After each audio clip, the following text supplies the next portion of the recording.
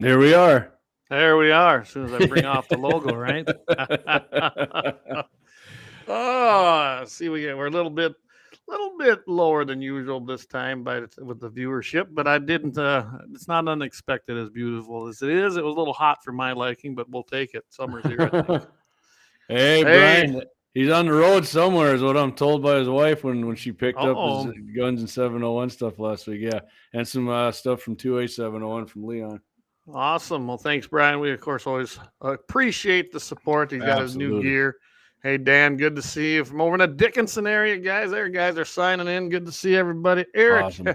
Eric said he went out and sounds like he did what we want to be doing: pop some prairie dogs. Yeah, I'm jealous, man. I'm always jealous when somebody gets to do that. I love it. Now he's grilling burgers and drinking peach crown. Well, I got my Sounds good. I got my Alabama ingredients here from my buddies down there in Alabama. I love it. That's good stuff, and do it in moderation. Don't trust me on Yeah, that.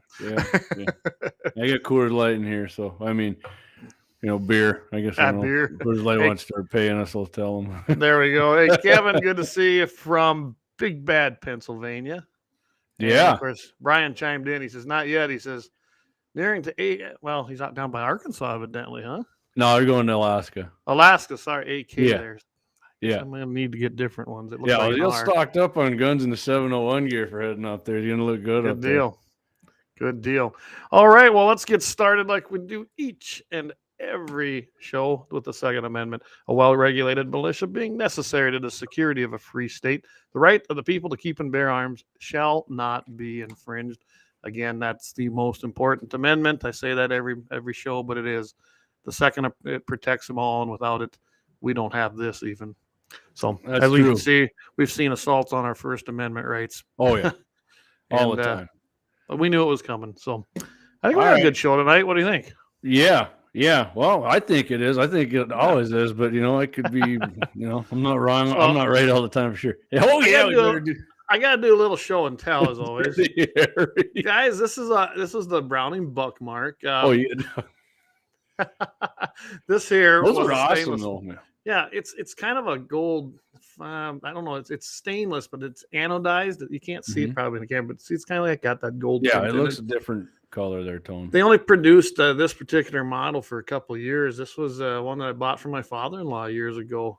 He found it at a gun show, didn't want it. He's got a regular one as well. That's a blued with the wood handles, and I'll tell you what, I love this gun. This baby here is rugged.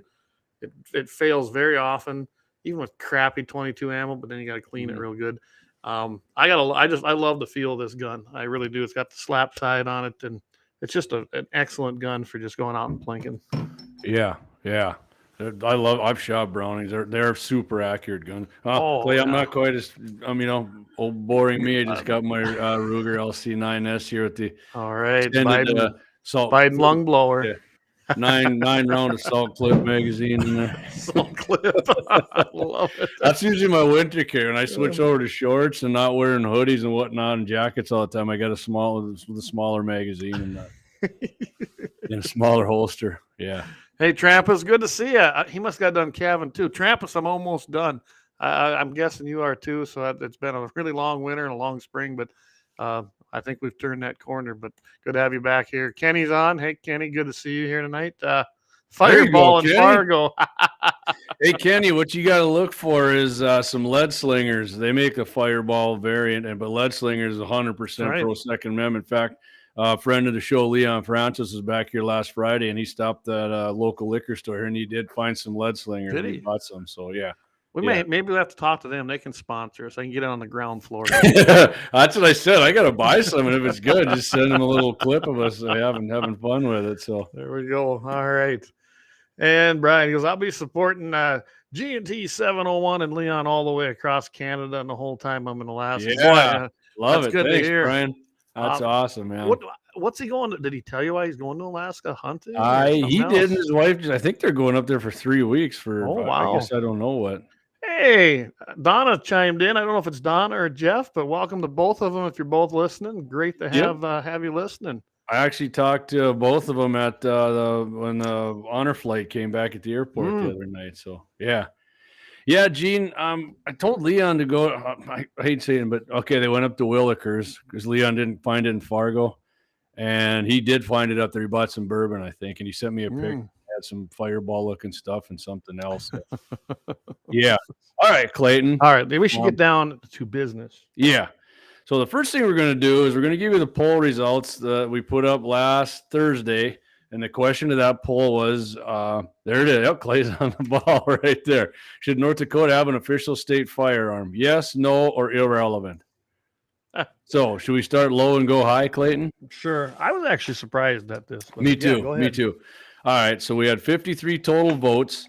The least amount of votes was no, with 2. Irrelevant was 8, and yes, 43. So I guess that tells me we got to start pushing this state gun thing, right? Yeah, Clay? 53 total votes. Yeah, we got 81% there in the yes category. And yeah. It's funny, though. I appreciate everybody participating in that. So I like more. That's what we had last week. I think 55. We had 53. Something like that, yeah. Yeah, we're going to do it every week. So and my wife voted no. What the heck? 2 votes. Well, it's better than my wife. She didn't even vote. You know what? I didn't go through. Did Todd make his vote? We have to. I don't know. We're going to ask him Friday because we were riding him. Yes, we were. So. But yeah, I can tell you right now, guys. We talked. We touched on this last week. Everything that happened in the House.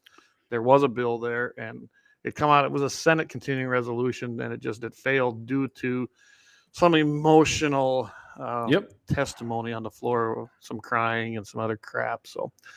Yeah, we're going to bring it back. I'm going to make it a priority next year. So, hey, Donna, you can tell Jeff I'm going to probably, being we had a bill in there for the 50 cal stuff, I think now we'll go after and tackle this state gun deal and get behind it. And Gene, the state gun was, what did Teddy Roosevelt have? What year model lever action was that, Clayton? Oh, 1876, if I remember. Yeah, 5 or 6. An indigenous gal who was a state representative testified that he killed too many buffalo with it. And, yeah. But of course we got pictures of in articles with Geronimo and the guys. They love their lever action, so I think that was a weak argument. But the House of Representatives, they buckled. They buckled on it. So they sure did. And after I read that Geronimo article, I think I got a new one just for Midwest Badass Geronimo. Yeah, I thought that too. That was a good article. Geronimo he'd probably vote for water guns. You're right, Donna. Oh, yeah, they probably won't fit. Unless somebody came up and said, hey, somebody squirted me in the eye when I was a kid and I'm traumatized by it, then they'd probably vote it down. Maybe the representative that had such a problem with it, maybe water is life and she'll go for the water gun. I don't know. Way to tie that in, Clayton. Nice one, huh? Yeah, that's good. Oh, all right, Clayton. Should we hit on Gene's right. I think Gene is right. I think it was the 1895 and a 405. I think the bill they brought, though, was the 1876. Or, sorry, 1896. But I'm pretty sure that he's right on that. And I know Teddy favored that 405. He loved it. So, yeah. Gordy, good to see you tonight. Gordy. Hey. All right. We probably better get to it. Yeah, let's hit it at 7:10 here. We're trying to keep this at 1:15. So, so I'll put this up right away. How about that? And what do you like to call this dink? Beto O'Dork. Beto O'Dork. I love it. Beta O'Dork. I'm sorry. I was looking Beta O'Dork. And the reason I put a picture for everybody on the podcast. We got a picture of him when he was at the debates in 2019. And we're going to tie all that in here in a little bit. But I'll let you start off with this, Jamie. Yeah. So if anybody doesn't know, we'll catch you up to speed. There was an illegal alien man in Mexico and Texas who he murdered. What did he murder, Clay? Five people and wounded 4. An 8-year-old boy. Yeah. So they couldn't find the guy. But here's an update on this guy.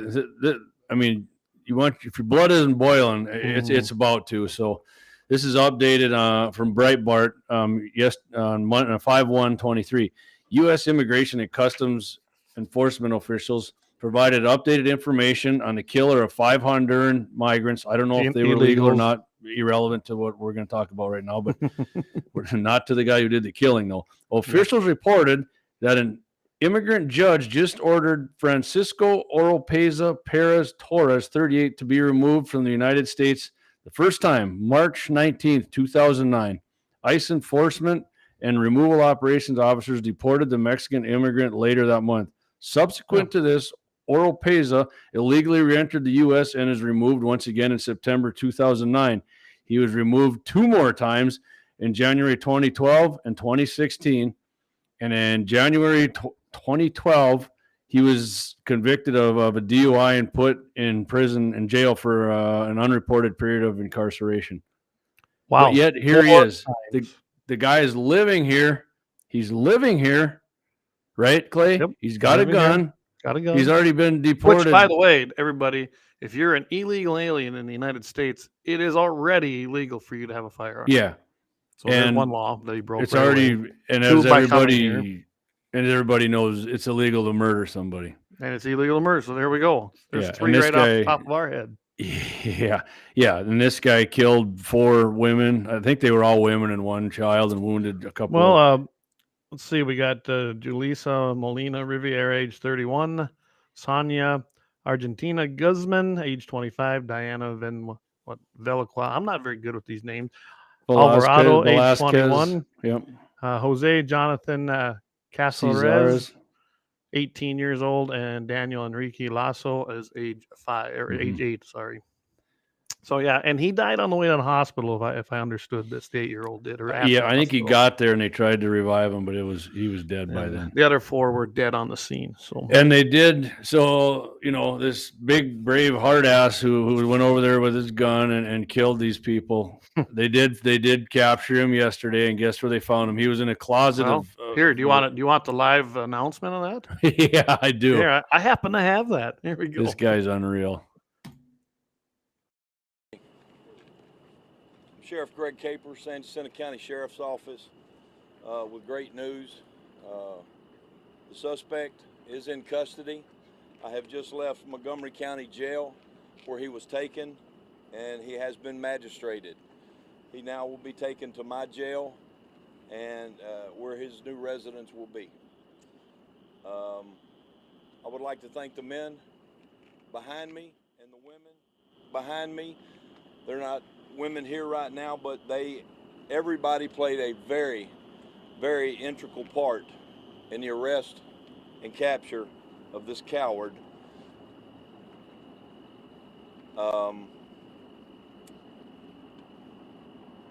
Everybody behind me has worked tirelessly. I know that there are several people out of these 225 plus officers at this scene, not to include the millions of people, thanks to the media. Y'all push the message out. But we've had calls from Wyoming, Florida, South Texas, North Texas, Oklahoma, Maryland, and those are just a few of the places. We were here, they were there. Bottom line is, we now have this man in custody. He was caught hiding in a closet underneath some laundry. They effectively made the arrest. He is uninjured, and he is currently being taken to my facility in Cold Springs. I love how he referred to him as a coward. Yeah, if you're on the, I don't know if anybody. It was really hard for me to hear that actually, Clay. Yeah, it was. Mono, not stereo. They arrested this guy hiding under a pile of clothes in the closet, and they arrested the people that were in the house that he was arrested in too. So, yeah, he is a coward. I mean, you know what? If you're gonna do something like that, buddy, have the sack to have a shootout with the freaking police. If you're such a big man, instead of shooting women and kids in the back of the head, you chicken shit. God, that pisses me off. Illegal. The guy, 4 times they got rid of this son of a bitch, and he's still here. Yeah, well, I mean, he was deported twice within about 4 months. That first time in 2000, and he was living here. He had a place to live, for Christ's sake. Now, they knew that he'd done this before. Even Clay, he was shooting his gun in his yard. And they had to know where he was. What the hell is going on? Well, but they knew about him before. This is Biden's America. Plain and simple. I mean, to be fair, and I hate to bring it up, but the guy was living here when frickin' Trump was president. Too. What the hell? That's why I said when someone Trump got wasn't in, doing their everybody job, who's right? illegal, what I want, line the freaking buses up and send them back. And if Trump wins again, that's the same thing I'm going to be calling for. Well, I'll drive one of the sumbitches. Did you catch one of Trump's speeches here? Lyle's 2 speeches ago, one of his little rallies. He actually said that in his rally that this time we're deporting all of them. I think he learned his lesson, and I think it's a good thing. That's the only way to solve this. You cannot cater to these people, and they're not here. They're just here to work. Oh, really? Oh, it looks like. And before somebody hears it, boy, that JD sure racist. I don't want people here from freaking Russia or Finland or anyway. We got enough shitheads here that won't assimilate to this country. And until if you want to have H1N1 worker visas, go ahead. But letting people in here to live, no. We got enough people here who don't assimilate to this country and don't like it. Screw it. I want a 25-year moratorium on any and all immigration from every damn country. So if you come up with this racist, bigot, any of this other bullshit, you go KMA. That's not what it is. It has nothing to do with your skin color. Amen, brother. Amen. All right, Clayton. I love it. Hey, I got to add this. Doug says, at least Texas has a death penalty. You're right. They do.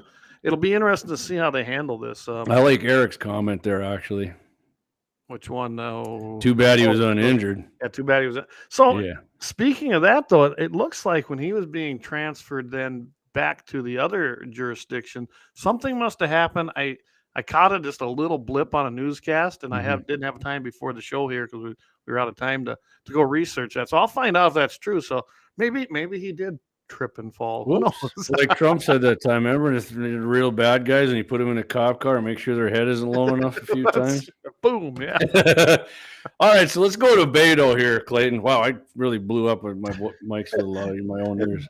Gene Cox, he added, Mexico will be outraged when Texas seeks a death. Yeah. Probably. I wouldn't doubt it. I mean, any ridiculous thing you can throw out. I mean, that's. Yep.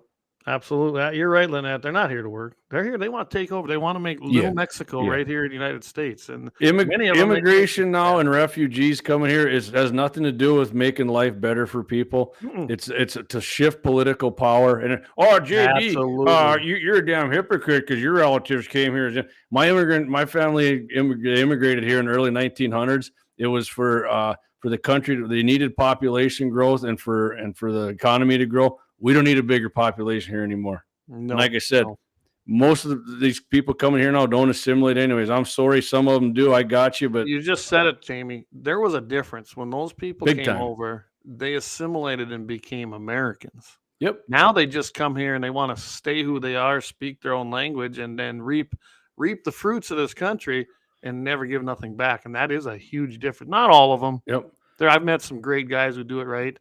But most of them, it's not good, guys. When you go, we already went, Clayton. We went over that how immigration and legally or otherwise is anti-Second Amendment. We did a show on that, a segment on that.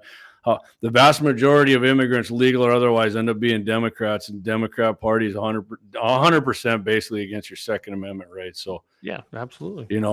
Anyway, let's go to Beto. Let's go there, buddy. Beta boy. All right, old Beta. I'll show you how we're going to tie this in now. Yeah.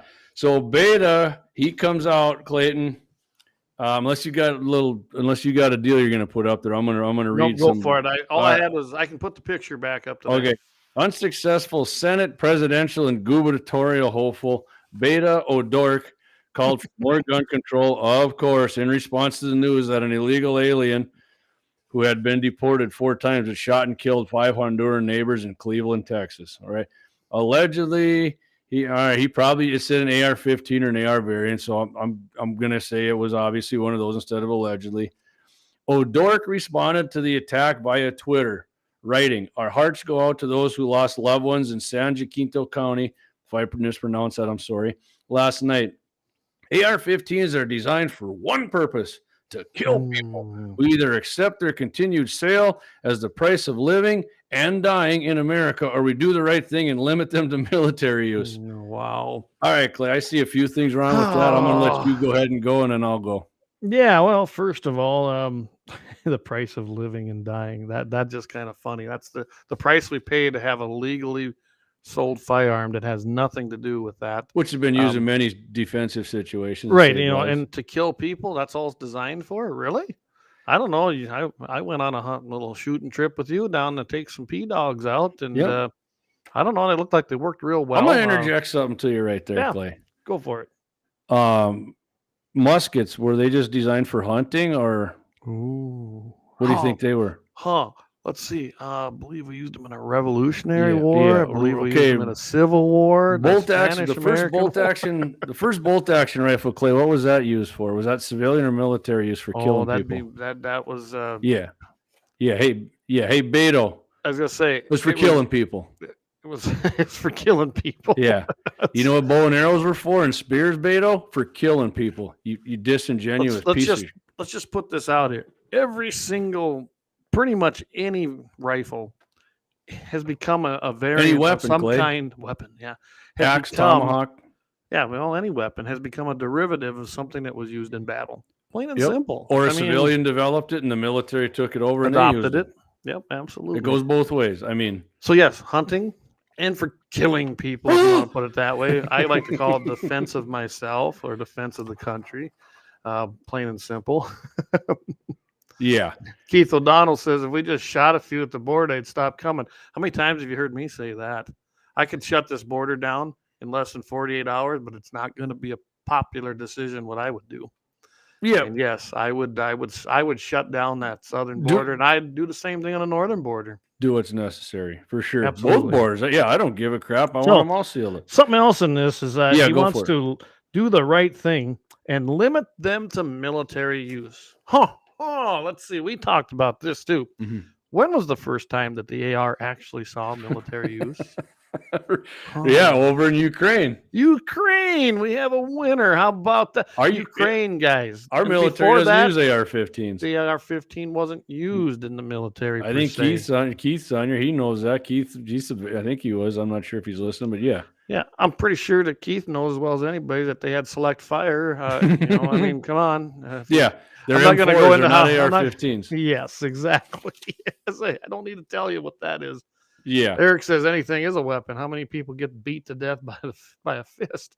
Way more than get killed with all rifles combined in America. Right there, the original assault weapon. We made that T-shirt. Todd Mitchell, proud. What do you say? Double or triple XL when you made them? Yep, we made a triple X for Todd. He loves it. It's the original assault weapon. It's a rock, and then of course I added a little stock to the end of it in a big mag.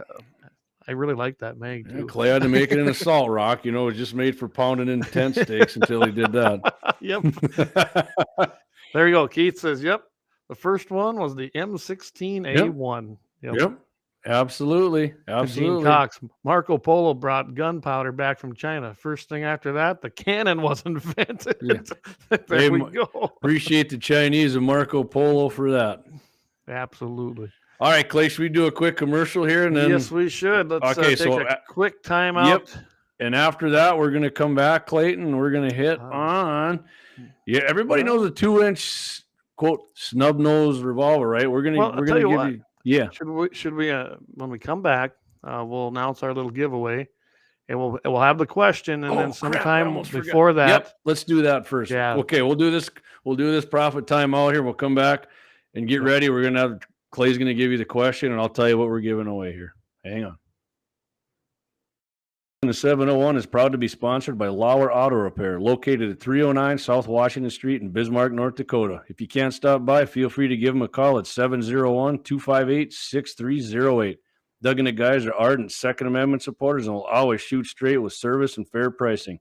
It's been a long winter with lots of snow, ice, and rough roads, so now's the time to get that alignment checked from the curb shots, potholes, and bumpy snow-covered roads. Summer will be here before you know it, so get that rig scheduled for an AC charge. Make sure and tell the guys at Lauer you heard the sponsored Guns in the 701 and thank them for supporting and promoting our Second Amendment civil right.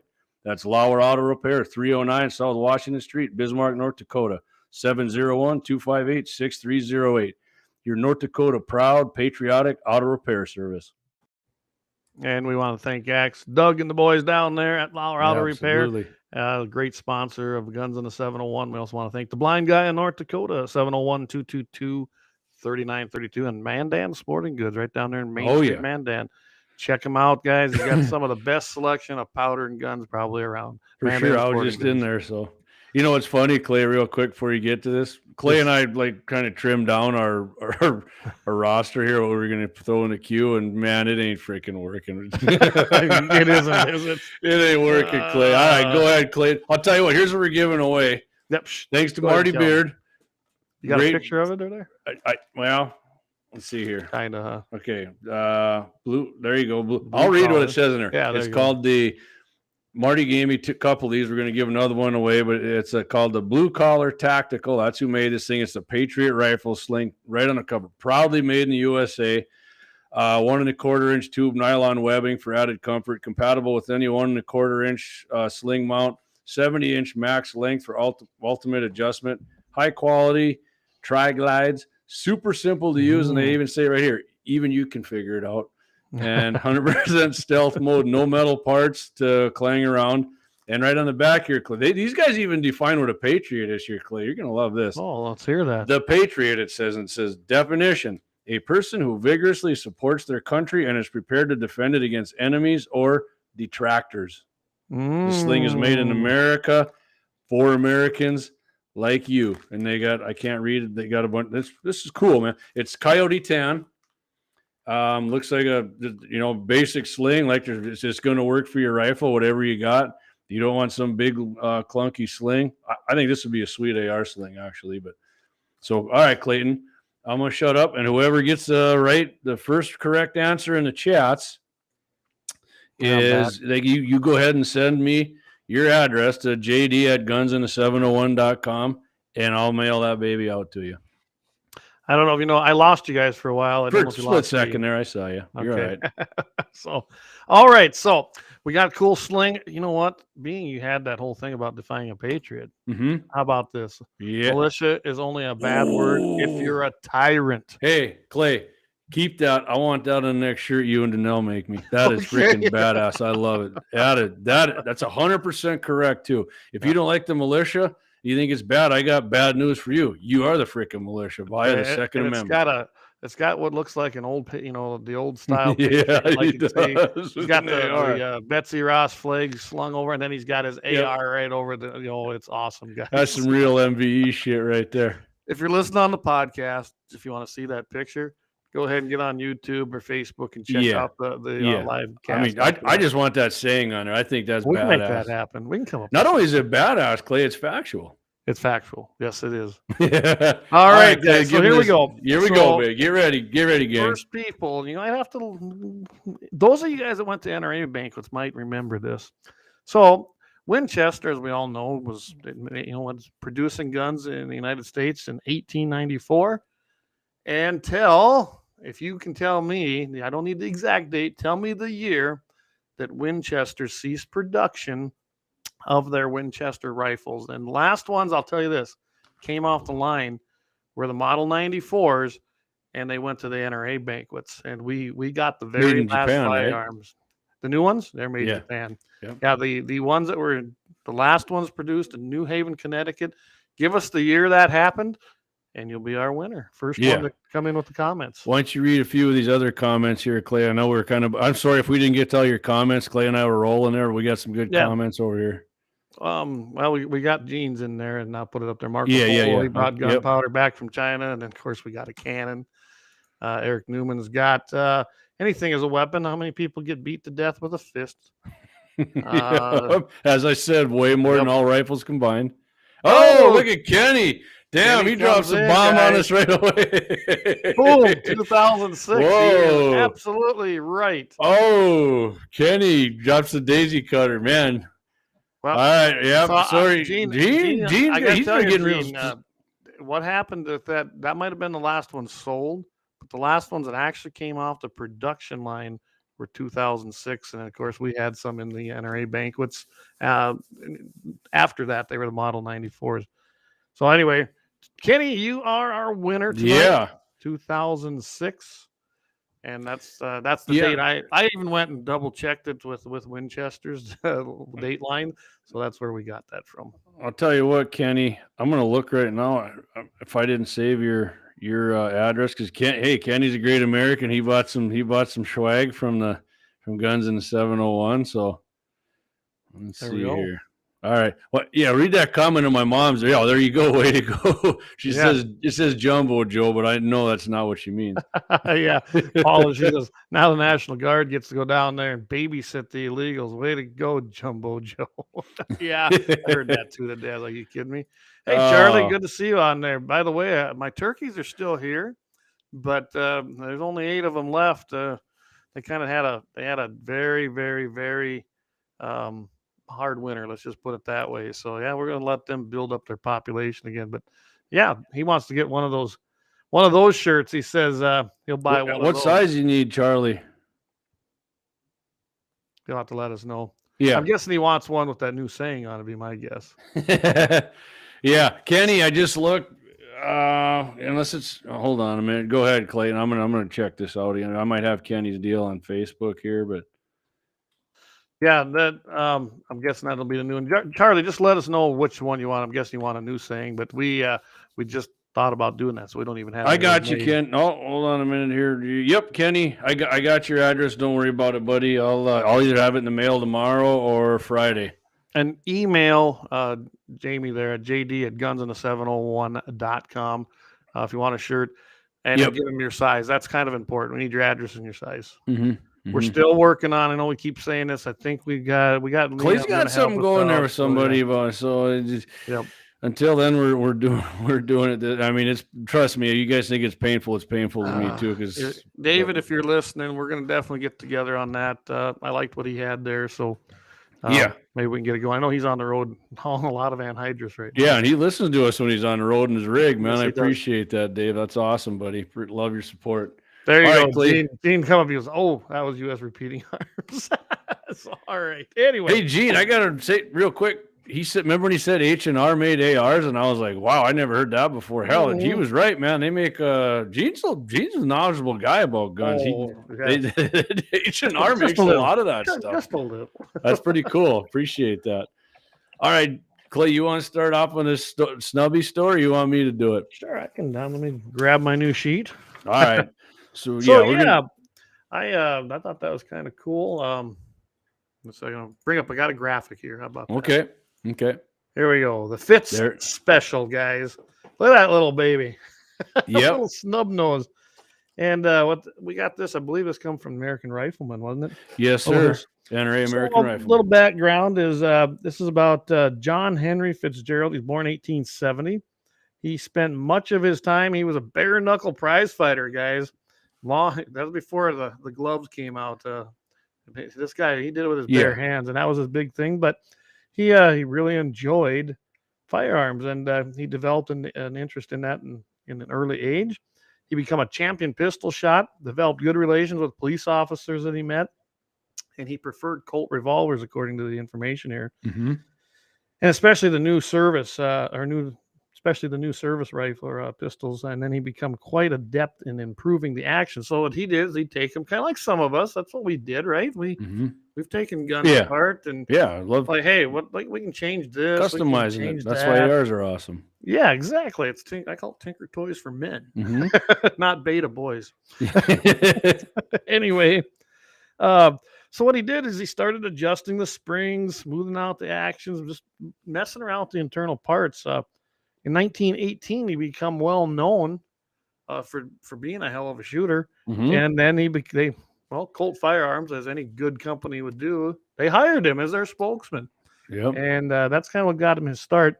Kind of like some gun company should do for you and me. How about that? Yeah.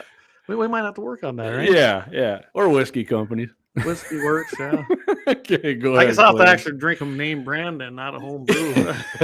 But anyway, he became a competitive target shooter. His association with law enforcement critics, or circles, sorry, that's critics, circles. Yep. It generated an interest in defensive revolvers, especially those that could be carried and concealed. That was the main point. He really wanted to be concealed. Yep. And he began to develop the 2-inch barreled defensive revolver. And that would unofficially bear his name. And then it ended up revolutionizing the concealed carry revolver as we know it. And it became known as the Fitz Special. So I'll let you take it from there. Yeah. So there's no exact record as to when Fitz began, developing this idea exactly. It was early to mid 1920s. He began working on the 45 Colt new service and other Colt revolvers. The hallmark modifications that he did to these was a shortening the barrel to 2 inches, shortening the ejector, restamped the caliber on the left side of the barrel, installing a lower front sight, shortening and rounding the butt, removing a hammer spur, and along with that, Clay, because I saw that and I was like, ugh, because you know how it is if you don't cock the hammer harder. They said he did a superb double action trigger job on it, rounded off sharp edges, and most notably, which I don't get, I think Keith put on there to the toe shooter, which removed the forward portion of the trigger guard, which in my mind, he must have thought he could get to the trigger quicker. So yeah, if you look at that picture, it's kind of yeah, it is. So the reason for the short barrel and why he did that, which kind of caught my attention to this story, was the ammunition back in those days wasn't exactly reliable, which they called squib rounds. And of course, Mr. Fitzgerald was kind of he worked on guns, so he was kind of a gunsmith, and he noted that every time one of these squibs wouldn't come out of the end of the barrel, they made it at least past 2 inches of the barrel before they got stuck. So he surmised if I cut this thing off at 2 inches, even if it's a squib round, it's still going to pop out of here, not going to jam up on me. Hey, you think about that. No one thinks about the reasoning. They're like, oh, just a little 2-inch snub nose. And of course, the Saturday night special. Anyway, it had nothing to do with, what it became in modern day. It was actually had a legitimate reason. Right. I mean, that and everything else he had other than that goofy trigger guard thing, perfect as far as I'm concerned, But yeah, and I mean, I've seen 2-inch barrels. I've shot them like that. And mine, what comes to mind to me is my cousin on Second Amendment Day a few years back. He had a revolver. It was my cousin or his dad, my Uncle Myron.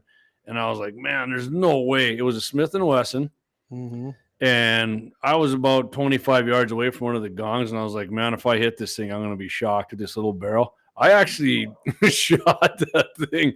I shot like 4 rounds, and I'll bet you they were inside of a soccer ball there at 25. And I was like, oh, I didn't expect that, which was, which is freaking awesome. So, I mean, Fitz must have did the same thing. And if he was a champion shooter, I don't know why he carried a gun. He was a big bare knuckle. I'm going to say this sarcastically because he's a bare knuckle fighter, and I mean, his genitalia must have been smaller. So I don't know if he had to carry a gun around. And if there's a Democrat listening, yeah, that's right. I remember we were talking about that earlier, weren't we? Yeah, tune in Friday to Todd Show. We got another one. But yeah, I mean, if you're a bare knuckle fighter and hey, liberals, the guy wasn't scared of anything. He carried a gun in case somebody else had one. Had nothing to do with the size of his Summa Wurst or his fighting skills. So. And I have a theory on that, but yeah, you have to tune in Friday for that. So Clay, by the way, I got to interrupt you. Yep. Charlie says he needs a 2X. So okay. Well, yeah, you're coming up. I told you I need some more of those. My cousin James listens to the show. He's coming up in a couple weeks, and he wants to buy some swag. And he's not a small man, and he ain't got a tank on him. He's just a big freaking dude. And I got some bad news. I think I'm out of 2Xers. So I'm gonna have to order some in. Yeah, you better. Well, I didn't order. That's going to cost you another $5, Charlie. You got a special order. Special order, right? So Fitz had some notable famous people that actually wanted his gun here. The Fitz Special is what it became known. Like I said, there was, it sounds like there was a lot of them, but there was debate. 40 made, 50. Some reports are 100. 200 was the highest, but this is the most famous person I read in this that had one. The Fitz Special Colt Detective, the most famous version of the Fitz, shipped to Charles Lindbergh, if anybody who actually paid attention to history class, famous aviator, on October 9th, 1934, following the kidnapping and murder of his infant son, which I totally forgot about till I read this. That happened to Charles Lindbergh. But yeah, he got himself a Fitz Special after that. And this kind of ties. You like Chuck Norris, Clay? I like Chuck. Yeah. Yeah, a lot of people love Chuck Norris on our side here. So this guy, there's a lot of people. Well, I'll go with one more of the Fitz Special. They found one of those that are still around, the 1924 Colt 38 Army Special, nickel-plated. Guess where this thing was recovered, Clay? It was recovered from Clyde Barrow's car after he and Bonnie Parker were killed by police. Yeah. Yeah, I'm learning something too. Yeah. So Clyde had one. So, I mean, this kind of raised the question too. Was old Fitz a semi-auto man or what? And the only thing in the article I found, there was a Captain Manuel T., his nickname Lone Wolf Gonzalez, a legendary Texas Ranger to 2051. So in my mind, Lone Wolf McQuaid, the movie, remember? Maybe, Chuck Norris. maybe Love that movie. Based on Great that movie. Bit, J.J. maybe? McQuaid. Yeah. Maybe that's what they made it after, was this guy. Could be. He carried a pair of gold engraved Colt Commercial 45 ACP 1911s, which are on display actually at the Texas Ranger Museum in Waco, Texas. These two pistols had their trigger guards almost completely cut away, just like the Fitz special revolvers, right? And are sometimes referred to as Fitz, but there's no evidence that these pistols were modified by Fitz. So maybe Lone Wolf Gonzalez just decided he was going to cut them babies off by himself, right? Well, it'd be easy enough to do. I mean, anybody with any kind of knowledge could. Man, do that it. just looks dangerous. I just put the picture. For those of you on the podcast, I just had to put the picture back up there because it just is a funky looking. What do you think about a 3/4 moon there? Probably on the trigger guard. Yeah, probably. Got a little on the bottom cover, but straightforward. Not much. You shove that in your trigger, and if he did it in your pocket and he done a trigger job on it, you might, What'd Keith say? Toe shooter. Toe shooter. Yeah. That's a great analogy there, Keith, for sure. Yeah, it is. I didn't realize. I kind of skimmed over that article when we first looked at that, but I didn't realize that. It was in Clyde Barrow's car. I mean, that's kind of cool. That's cool, Bonnie man. and Clyde. I would have never guessed that. But this thing, if you got a snub nose revolver, I mean, the Fitz, the old boxer and the pistol shooter as a young man, he's the guy who started the snub nose revolver thing. Yeah, no, that's. I was kind of reading a little bit about that, and it's the Colt VP, which is a verified proof mark stamped on the left side of the trigger guard, and that's where it meets the frame. It was obliterated by removing the front of that guard. So basically, when you kind of look at that, they had to be re-stamped on the frame beneath the serial number under the cylinder crane, requiring that the cylinder be opened to see it now. However, at least two known Fitz special detective revolvers had the VP re-stamped at the factory on the right rear of the trigger guard where it meets the frame, and also an official police Fitz special number 624285. So this location may have become the standard on the Colt small frames. And not just, when you look at guns, and like you or me, and I'm sure Gene can testify to this, you always wonder why certain things happened. Why did they do this? Why was this put here? Now we know. If you take something, you change and modify its, its frame, its trigger guard, that it's got to be serial numbered. So what do? Well, there you go. So anyway, it's just kind of cool. Yeah. Doug, I guess they did an appendix carry away back then. Yeah. It says apex, but he means appendix. Yeah. I wouldn't want to do that, man. I don't want to lose 1/4 inch of what I got. So I'll tell you that. Nobody wants to lose inches, do they? Anyway. No, not even quarters of it or eighths, anything. So. Well, tell you what, let's go to our next break. Let's pay some bills and thank our sponsors. And when we come back, then I think we'll go into some 2A bullet points. We're going 2A bullet points. You bet. We got some good ones here for you. So hang in there. Appreciate you guys hanging in.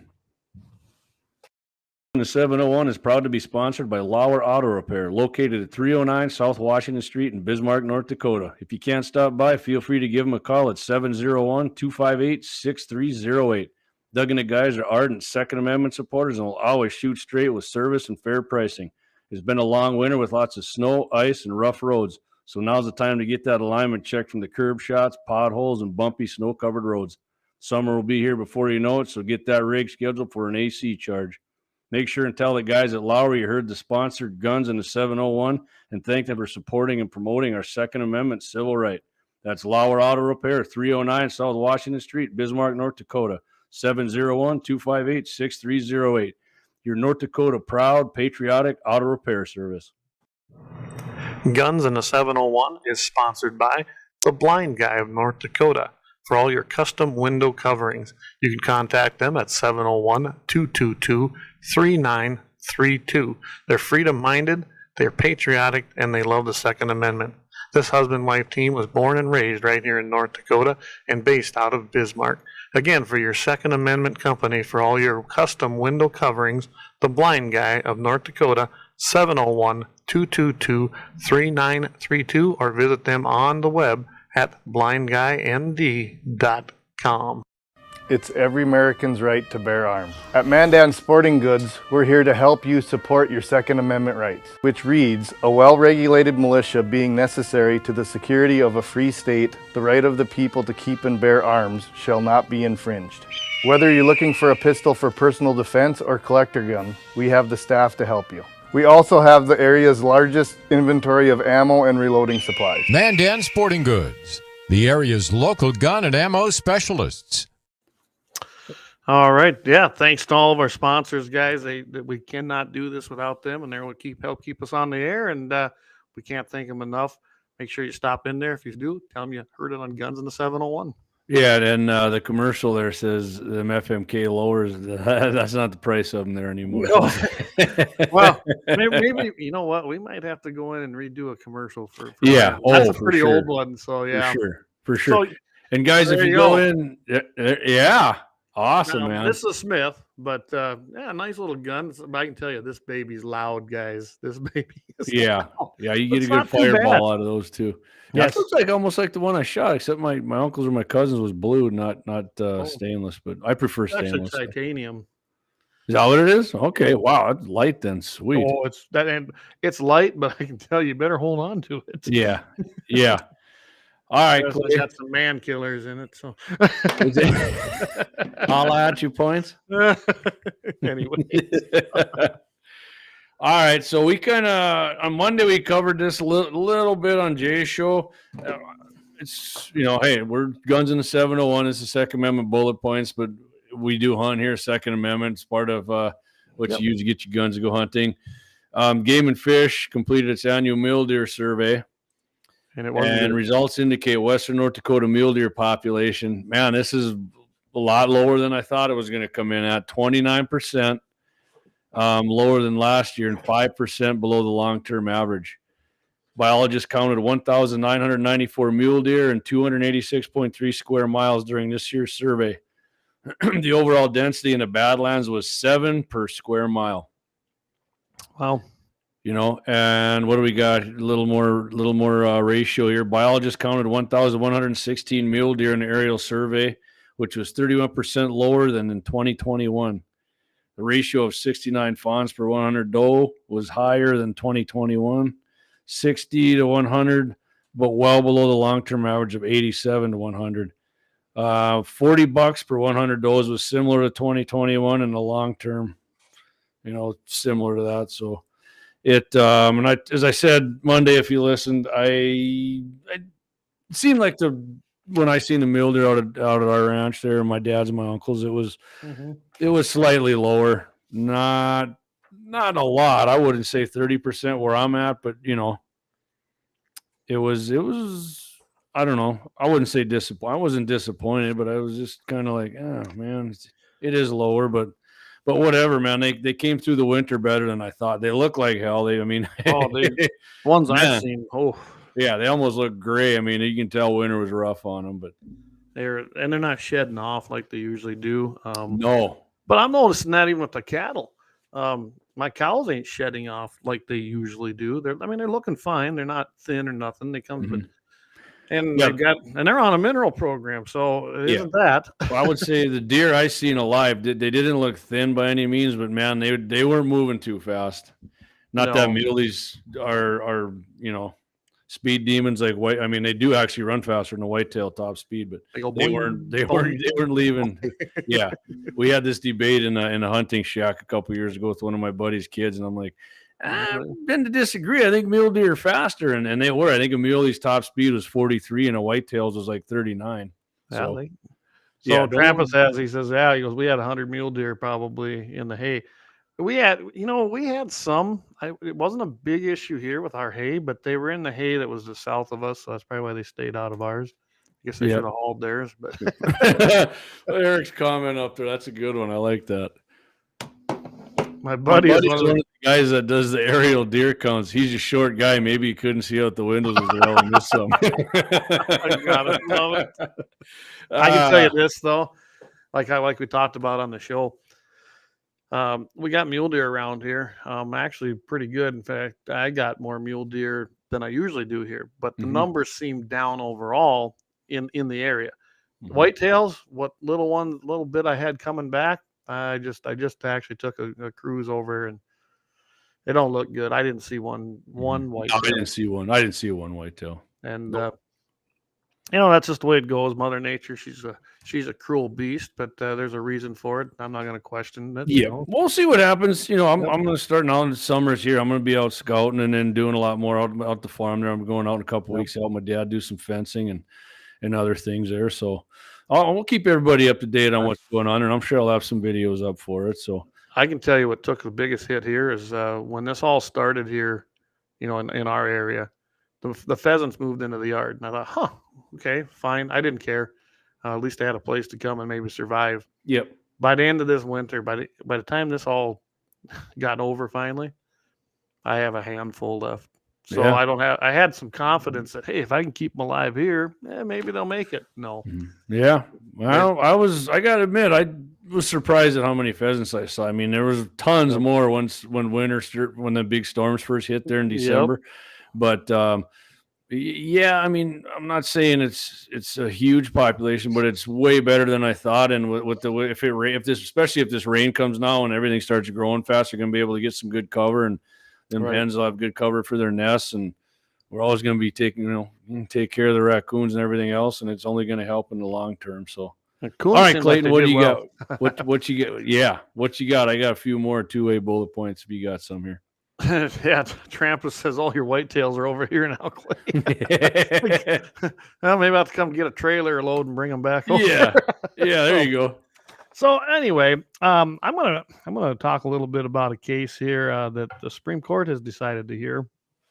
A lot of people probably don't realize it or even wonder why this case might have anything to do with Second Amendment, but I'll tell you what it is. It's basically the Chevron deference case. Loper Bright Enterprises versus Ramondo. It was brought by a group of commercial fishing companies who challenged the rule issued by the National Marine Fisheries Service, requiring them to pay government observers and make sure that the companies were complying with the management plans. Okay. Once again, government regulation overstepping. Well, what they did was National Marine Fisheries Service claims it used Chevron deference when making this rule. So the Chevron case basically stems from a 1984 Supreme Court case when Chevron versing the Natural Resources Defense Council. We all know who them guys are, I'm sure.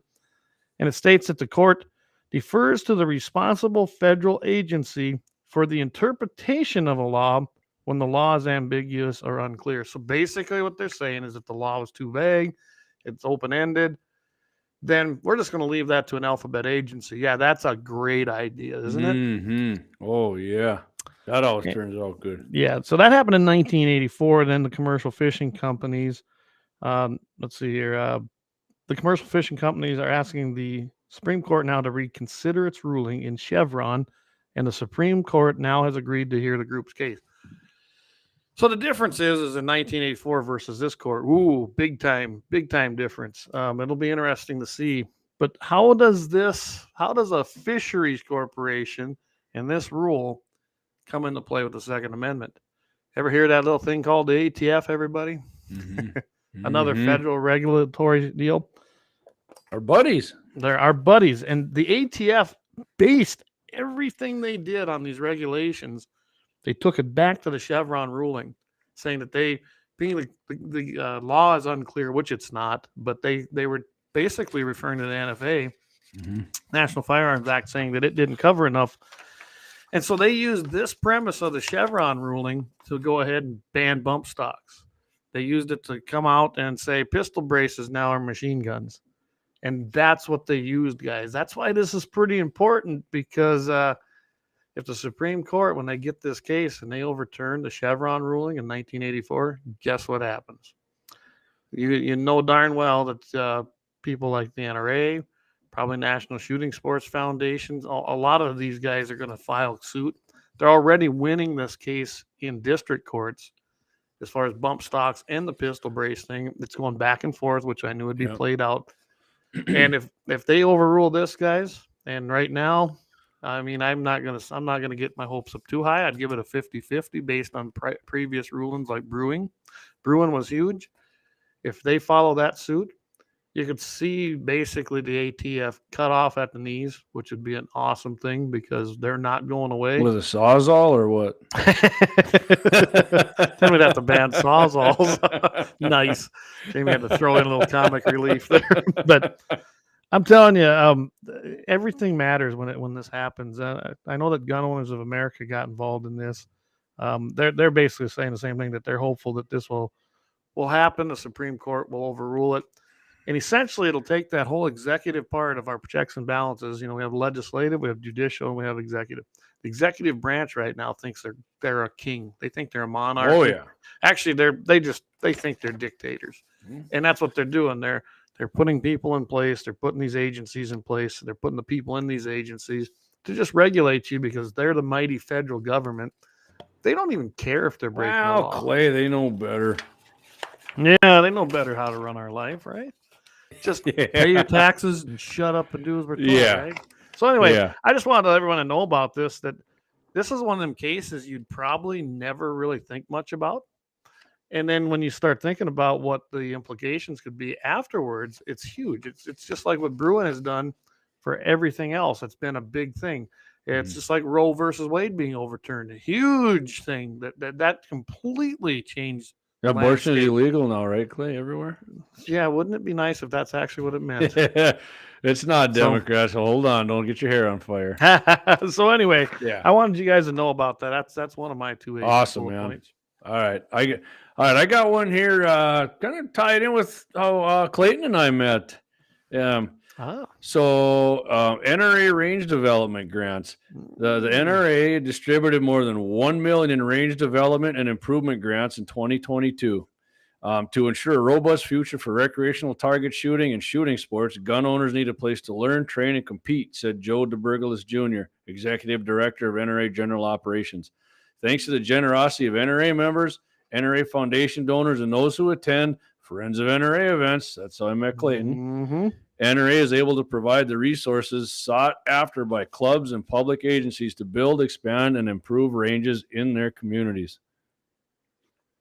Hey, let's get. Hey, I heard there's a rumor going around that another Friends NRA banquet might be cranking up out west here, Clayton. Really? Well, that'd be okay. I'll have to fill you in on that, but so might have to go. And actually, for sure.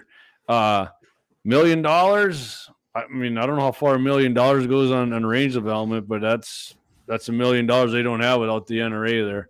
And, I support our pro gun organizations, but last I checked, GOA, they don't give anything to range development. No, they don't. And thanks, Zach. We'd be a lot better off. You make me your VP then? No. I want to be the attorney general. No, you're kicking Mayorkas out. Slap him on the bald head and toss his ass there out we of that go. chair. Done. Hell, I could be the ATF main guy. I mean, that guy don't know nothing. Damn it, Clay. I like that a lot better. I like that. So, you got any more two-way? I got one more two-way bullet point if you don't got one. Well, I was just going to add something. So, go for Friends it. of NRA, guys, Friends of NRA has been around now for 30 years, I believe it is, or close to it. And they've literally given millions and millions and millions of dollars at our height out here in the Dakotas. Shortly before I retired. We were doing 750,000 gross with about 500,000 close to it in money that was net, meaning we had about 250 to almost 300,000 a lot of times, guys, between the two states to give out in grants. Think about that in the Dakotas. Well, I'll tell you this, Clay, on the way to my family's farm, my dad's and in Golden Valley there, Zap Sportsman's Club. You know why Zap Sportsman's Club got that nice new building and they extended that range out to 300, all the dirt work and all that? Yeah. Yes, I do. I was at that state fund meeting when you guys approved and it. Jesse Flath, I think, was Jesse running the Friends NRA banquets up there, and in Beulah or Hazen, wherever they were. Him and Jeremy, and then of course we had Darren Mund and then his wife. We had a good crew. I'm sorry, Darren. Yeah, Darren. Yeah. They did a great job, and we took some money out there. The Bismarck Pistol and Rifle Association, Bismarck Mandan, they've received a ton of money from the Friends of NRA program in North Dakota. Minot, their indoor facility as well as their outdoor facility. Again, I remember Fargo. What did we give to Fargo? It was it college or it was the NDSU collegiate. It was one of the shooting sports teams that in there. We got them going. I think it was 20-some thousand. On a side note, with NDSU, the Cowboys signed their fullback. Come on, Lebke. Hopefully, Second Amendment. Yeah, I know. Hopefully, he's from Wisconsin, so you're telling me there's a chance. So. And then you go out to Dickinson, out in Dan Brown's country. Dan chaired that event out there for years, and did one hell of a job. I mean, he was a great guy to work with, and I can tell you what, they took some good money out there and improved their ranges. I mean, we went everywhere. Williston, Minot, Bismarck, Mandan. We had one in Bismarck and Mandan for a while. Yeah, if you don't think ranges help with taking the Second Amendment rights to the next generation, you're crazy. I mean, you got like they just said in that I read, you got to have a place to shoot and do that sort of thing. I mean, as far as hunting goes, I mean, I've transformed so many people by taking them shooting, not necessarily hunting, but shooting. And I'll bet you 90% of the people I took shooting, and it's been a lot. They've turned over. If they were apolitical and didn't care, they ended up being maybe not conservatives, but they definitely turned into Republicans and support the Second Amendment 100%. So, I mean, doing that is a huge thing you can do, guys. If it's one thing you can do. Trust me, you can turn a lot of people. And then you can just kind of. It's easy to show people who is against your Second Amendment civil rights. It's right out there for you. Well, and I'm a product of take a person hunting or shooting. I truly am. Mm-hmm. I mean, I didn't really grow up with it. In fact, Eric's dad was one of the guys that probably introduced me first, the correct way to how to use firearms. Yeah. And I've been hooked ever since. And it really is. I always kind of go back to him because I was good friends with Eric's brother, Ryan. And he was in my class. We graduated, still good friends. And I can tell you right now, it's because of those guys that I learned how to hunt and shoot, do it correctly, and follow the rules. Yeah. And I've been a lifelong hunter and shooter ever since. Yeah. I think you're right. I think you can change a person's mind. I've actually taken people out that were on the fence. So whether they said they supported the Second Amendment, but they didn't need ARs. Then I take them out and shoot an AR, and I'm like, whoa. That's kind of fun. Yeah, damn, that was awesome. Yeah, it ain't just for killing people. Yeah, well, Beto said that. I mean, they're not made. Everything's anyway. No, Zach's right. Yeah, 100%, Zach. Most people, you take shooting, pick up the sport, and change their tune. 100%. I have never taken anybody shooting, and we got done and said, "God, that sucked." No, I haven't either. I've never have. Dan chimed in here. He says the Teddy Roosevelt chapter had a few $60,000 netting events. They absolutely did. I can tell you that one year, and it was fantastic. I mean, Dickinson came in at 60 or so. Watford City was in that 50 to 60. Williston was up there. I mean, just those three banquets alone were doing $180,000 to $200,000. A lot of MVE money. Oh yeah, you can do a lot of good things with that, and we did. We awesome, Triple D come along, and then in the short 3 short years, the programs seemed like they fell apart. And I know he tried to blame me, but we won't go down that road. Yeah, let's just put it this way: there's not near the banquets as there was then. I got one more. Then we're gonna do one more commercial for our top dog sponsor, and then it's gonna be a happy ending. So all right, right here we got. So this is kind of a quick wind reading thing. I wish our buddy Dave was listening because he's a long range shooter. But so this is from what am I looking at here? NRA American Rifleman. Okay. You got a 3 to 5 mile per hour wind, Clay. It's felt slightly on your face, okay? Right? Yeah, 5 to 8. This is if you're looking, if you're hunting or if you're shooting something out away. 5 to 8 mile per hour wind. You see the rustling of the trees. Okay. 8 to 12. The wind will actually lift up the dust and paper from the ground. Okay. And 12 to 15 causes small trees and shrubs to sway. So if you're shooting anyway and you see a deer out there and you see them trees kind of swaying, you can know that baby's 12 to 15. And if you know your ballistics or your bullet, I mean, even on your bullet box, it gives you a good idea. You're probably going to hit it. You know, that's so is that the highest they went for wind? That's as high as they went. After that, man, just get closer. Well, I know that 20 plus makes your bullet lift. Yeah, we do know that. We know that, don't we? Honestly, my buddy Tony brought his wind wizard thing out to our place once, and we were shooting, and we're like, "What do you think the wind is?" And I can't remember who was with, but we're like, about 8 miles an hour. Nah, man, he buzzed that thing, and it was like 14. And going, wow, really? It's that high? Okay.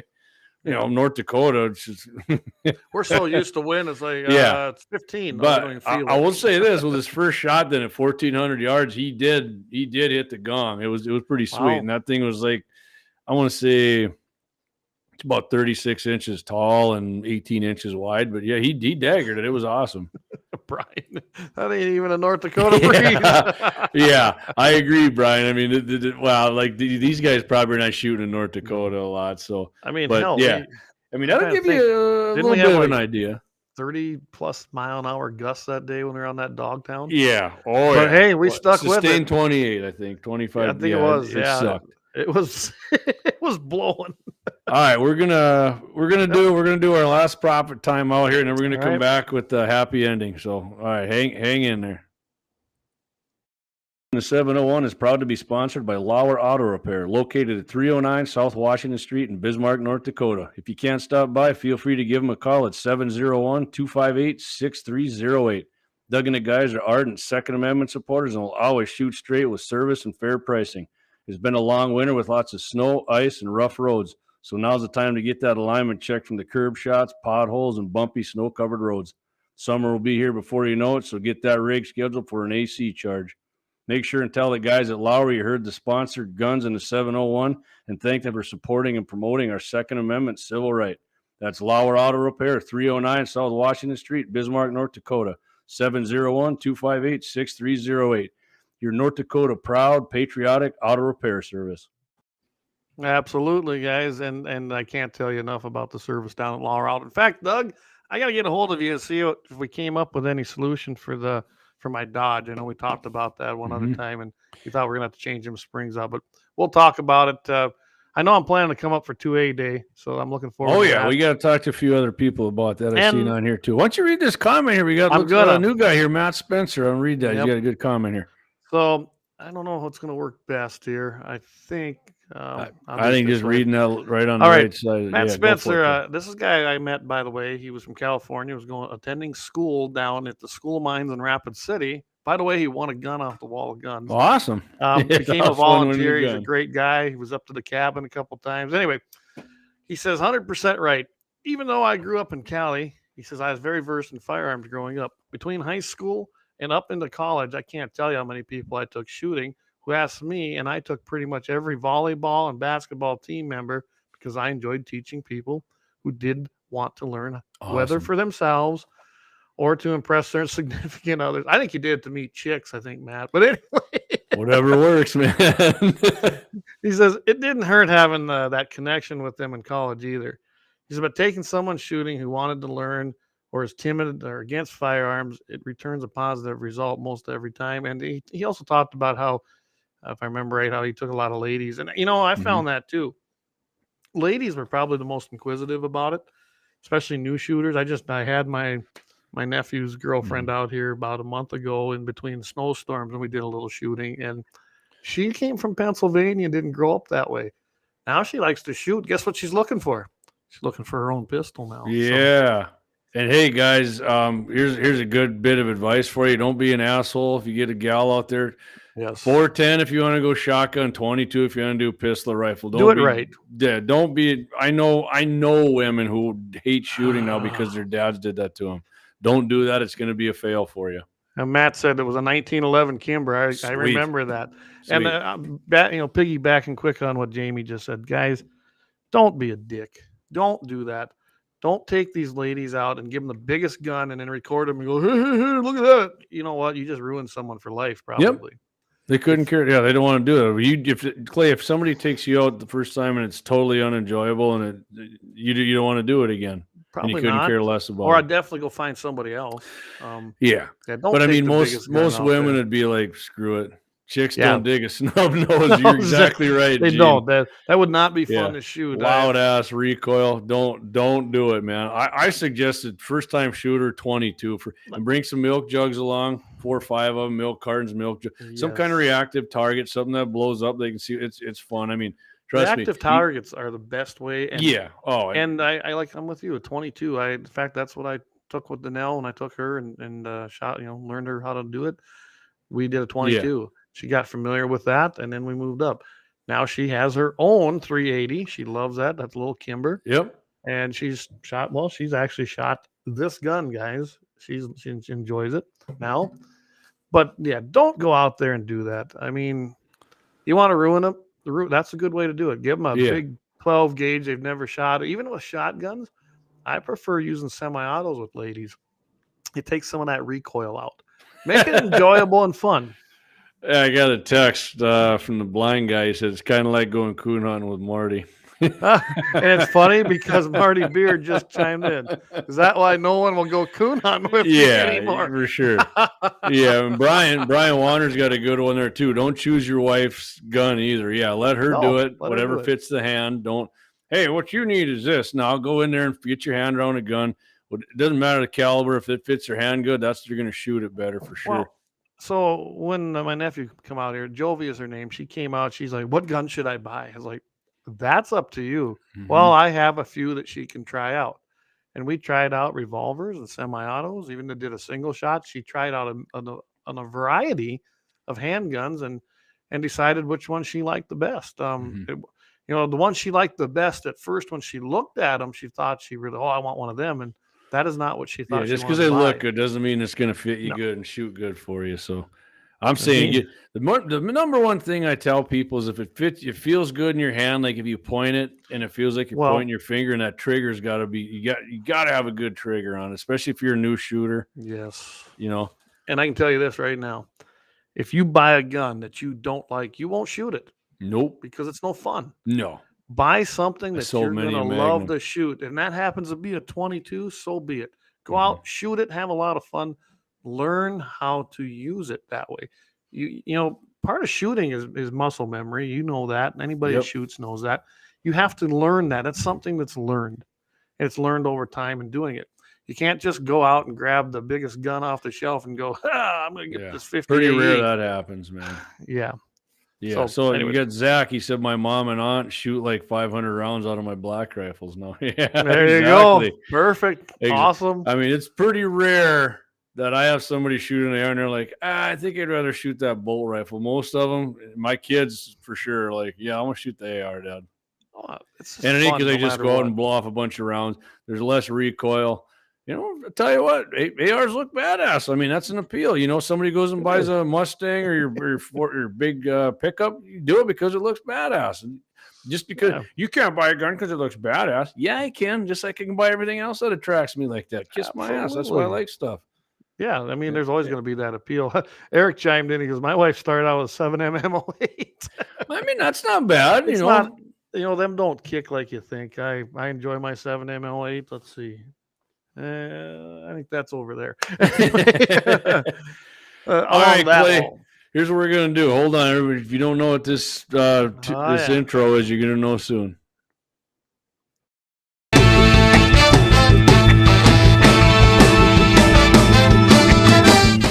Never gets old. Never gets old. It's time for that happy ending, baby. I love it. All right, here we go. So the last 2 weeks we went down to Tejas for the happy ending, right? Yep. Right, Clayton? Yep. See, I know some Spanish, right? Yes, you do. All right, so an armed South Carolina woman defended herself and her child from a man who invaded her home late on the evening of Sunday, January 22nd, 2023. Now, somebody listening, yeah, JD, so you got to go way back to 2023 in January to fit. No, trust me, I can find them from this week. Yeah, I have one right now. Yeah, but this is what I like because I read this and I love this one. All right, so back to the happy ending. At 10:40 p.m., the 28-year-old intruder entered the apartment where the woman and her child were residing. The woman fired once, striking the piece of trash, who collapsed just inside the apartment door. Police were called and attempted to render aid, but the turd nugget was pronounced dead at the scene. The woman and her child were unharmed during the incident. And then we got a comment here or quote from the police chief, Don Robinson. Right now, it remains unknown why the turd nugget entered the apartment, and the investigation is ongoing. In the meantime, we recognize the resident's right to defend her home and family as per Castle Doctrine under South Carolina law.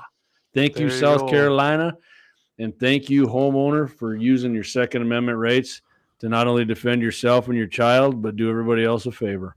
Absolutely, and that is the happy ending of the week. That man has now assumed room temperature. Yeah, good riddance to you scumbag. So Gene Cox chimes in.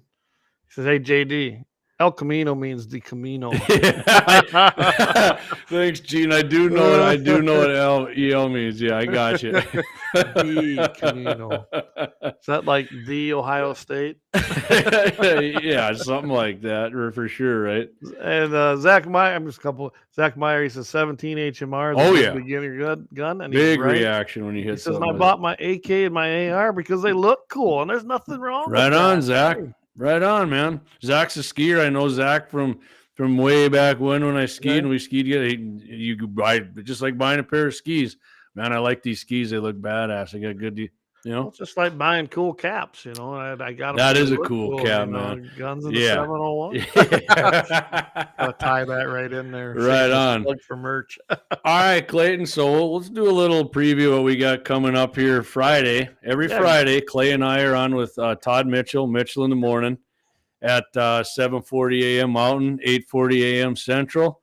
Right there. There we go. There's I gotta change that picture. I just walked out of it. That's Todd's own picture, man. So yeah, but I look like shit. Yeah, well, do you?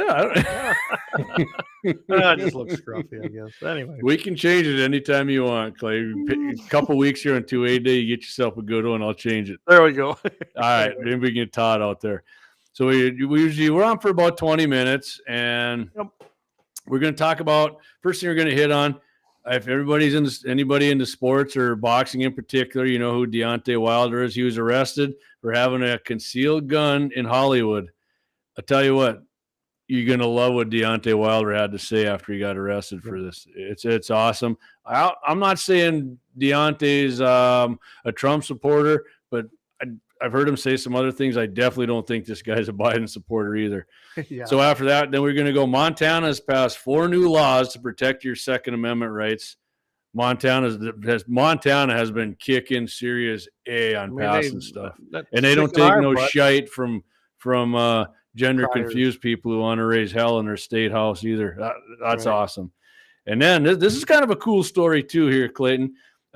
SCI, which stands for Safari Club International. Yep. They made a robot bear that simulates a grizzly charge to help people prepare if they're out hiking or whatever they're doing and a grizzly charges them. It's pretty cool. So those are three things we're going to hit on with Mitchell in the morning this Friday. It's going good. Hey, you guys, I'm telling you, if you like our content, Todd's kind of dropping hints. He wants Clay and I to be on there for a little longer. Yeah. Maybe an hour. So any support you guys can give us on that, it's freaking awesome. And it's fun going on Todd's show. I love doing that. It's like I said before. We have a lot of fun on that show. We just do. Yeah, just like we do with Jay. I actually stopped by today because we're on every Monday, Clayton, and right. Well, 11, when I get there on time. Yeah. Clay's fashionably late. But every Monday on KFYRplus.com, you can go on there. It's KFYR TV's live stream. Clay and I are on at 11:30 a.m. Mountain, 12:30 p.m. Central. Just dropped some swag off for Jay. He's jacked up about it. He's got the same cap Clayton's got on. We got him he said, sell your cloak and buy an AR-15 decal, and he got himself a sweet Sweet. Right there. And black There it is. koozie made for us by North Country Designs on Mandan. So yeah, that's an awesome sticker, man. And who made that for us, Clayton? Who was that? I don't even remember. Signs of Wonders, man. Oh, that's Rick, right. Rick Knodel, same guy who made our Rick did that for us. Yeah, That's made right. our signs in the background here. Rick's awesome. And hey, if you Rick guys is are a looking great for guy. anybody to make you, signs or decals or anything, Rick's freaking awesome. And he trust me, He is. Rick's right on board with you. Got a right wing train of thought. He's awesome, man. So I just brought this up here. You can see like right there. If you're watching this, you can see like my boy there, Leighton, and his buddy Braden. They were wearing some guns in the 701 gear. They both wanted new hats, so I made that happen for them. Looks good on him. Looks great on him. You can see right here's the one here. I like that hair Braden's got. It looks good, man. I wish I could grow me out a mane like that. It's kind of funny. There's a camo cap. Clay had a picture of it on there. Yeah, I'll just bring it up here. Yeah, that's our that's one of our patches, and we got like a kind of a different shade of brown there with gold, and then we got a black with silver like Clay's got on his. We finally found somebody who can sew these on. Yeah, absolutely. We're getting them all. They're all actually adhesive on now with fabric. We're getting them sewn on. I got it. So yeah, that one's cool, man. Those are freaking sweet caps. So man. I got to tell you guys that wanted these. I think I found a replacement. I placed an order for a dozen of them, and it got back ordered with no delivery date. And then I finally got notification that they have been discontinued. But I found a different company. They're going to be similar. I'm going to order a dozen of those now, and I'm just going to ship them to you, Jamie. Yep. We got the patches. We'll put them on there. So we'll have it. We'll try them. We'll see what they're like. They're similar. They're not the same, which is very disappointing because I really like that cap. Yeah, a lot of people do. It's cool, man. I got the Carhartt look with the camo. So absolutely. And so here's some of the patches we have. Hey, you guys can buy them patches separate from us too, and have them. Well, you can have them sewn onto your hoodie or your backpack or your duffel bag or whatever you want, man. They're badass. They look freaking awesome. If you want a cap, one that's not pre-made, say like these ones we're going to be ordering, I'm going to get some more of the gray. Some right here. I'll pull these up because we're getting low on them if I remember right. Yeah, these right here. I'm going to order some more of these. Yeah, they're going fast. Actually. I'll get those in, guys. And if you want to change the color of patch on there, we have a variety here. Give it a whirl. Just let us know. Yeah, but we're about out of them. We still have several of the neon ones. I like. Yeah, we got plenty of patches yet, but Clay said we're about out of the caps. Is what we're gonna have to order some more of those. But so we do have these. If you want one of them, we got plenty of them. Yep. Eric, he's got his. He was fortunate he enough did. to get one of these. So yeah, and then of course here's some koozies. Sweet koozies, man. Hey, I'm telling you, them koozies are.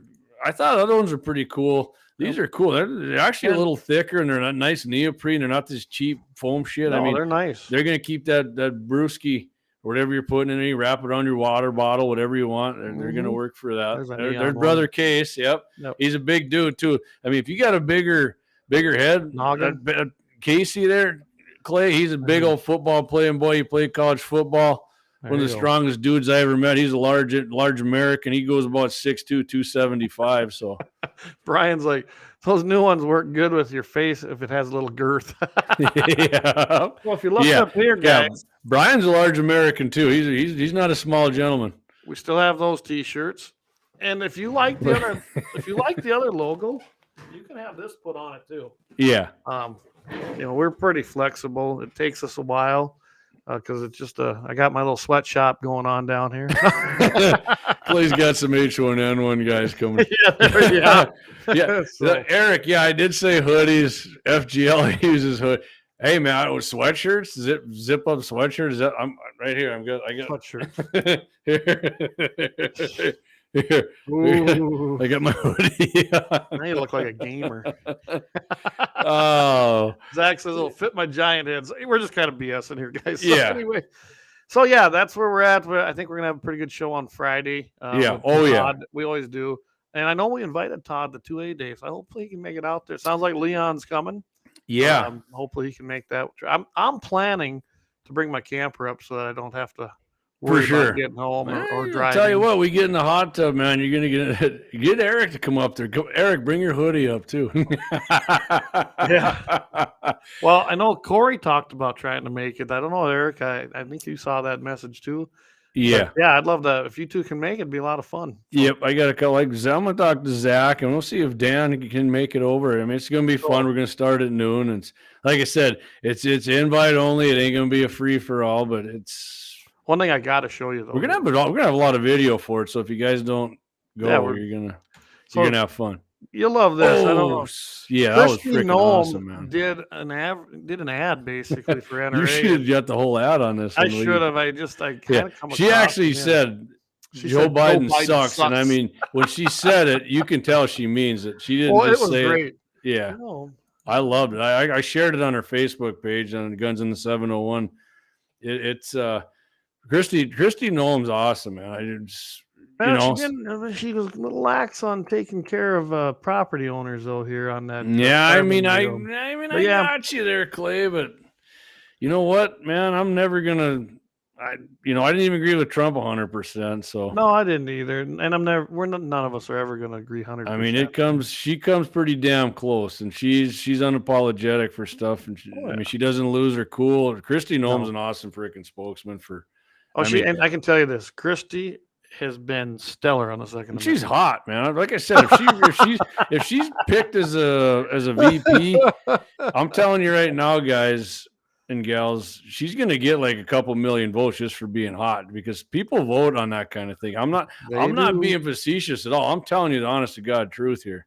They will do that. They will vote for her because she's hot. Oh, I know they will. And that's just a bonus to me, because I think her views are hot, and she's a beautiful woman. So hey, Eric, evidently you didn't get my text message, but I'll resend it and I'll let you know what's going on here. Because if you're able to come along, ride along with me.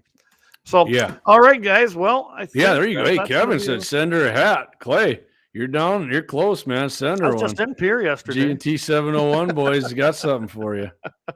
Yeah, she's a smoke show. Absolutely. And I still have contacts there. Maybe we'll have to see if I can't make that happen. She'll be like, who the hell's Guns in the 701? She'll know soon enough. Hot. Have you seen the current VP? Not hot. Yeah. I think they're talking about if Christie is. So. Yeah, for sure, Gene. Yeah. All right, Clay. So you and I were going to go like 115, and we cut everything back. It was a fun show. This is awesome, man. I had fun, and the weather was beautiful. I didn't think we'd have this many people participating and watching, because this is awesome. Appreciate you guys tuning in and hanging with us this long. We should have been killing prairie dogs today. That's coming up. Don't worry. I got my 4-wheeler tore apart. Real quick, Dougie and I are in the what's the name of that? The Prairie Dog shoot over at Shields. And Clay actually has the goal from the people running it that he's gonna be filming me and Dougie when we're there, and he's gonna go live when we're down at the clubhouse there doing it. So I'm looking forward. That's gonna be awesome, man. It's gonna be fun. June, what's the date on that again? Clay does some good. He takes some good videos. He does some awesome. June 10th. June 10th. So June 10th. Well, that's a Saturday. So we'll try to definitely make that happen. Ooh, you're ready. Oh yeah. I'm probably gonna win a gun down there too. They got a big gun raffle there at the clubhouse. So anyone can buy into that. Yep. Darn it! I guess I better bring money. Yep. Crack open that safe. Kick the cobwebs off there, Clayton. That moldy green money, right? All right, guys, and I can tell you, I'll give you a little update on our Farm Bureau raffle. It's an AR-10. It's chambered in 30-06. It's that A&A engraving. We decided to go with the burnt orange Cerakote on the beautiful on the fore end there, on the shroud. Handguard, yeah, on the shroud. And then what we're going to do is it's kind of like a stain. They call it stainless Cerakote, but it's kind of like it's really cool looking. That's going to be the receiver. We're leaving the barrel stainless, and then we're going to do some nickel accents. I kind of saw the mock-up, and it looked real nice. I think we're going to have fun with that, and it's going to be really nice. Any of the embellishments are going to be in black. It'll look real good against that. I would describe it more like a pewter color than the stainless Cerakote, but I really think it's going to be nice, and we'll have tickets supposed to be done before the end of the month.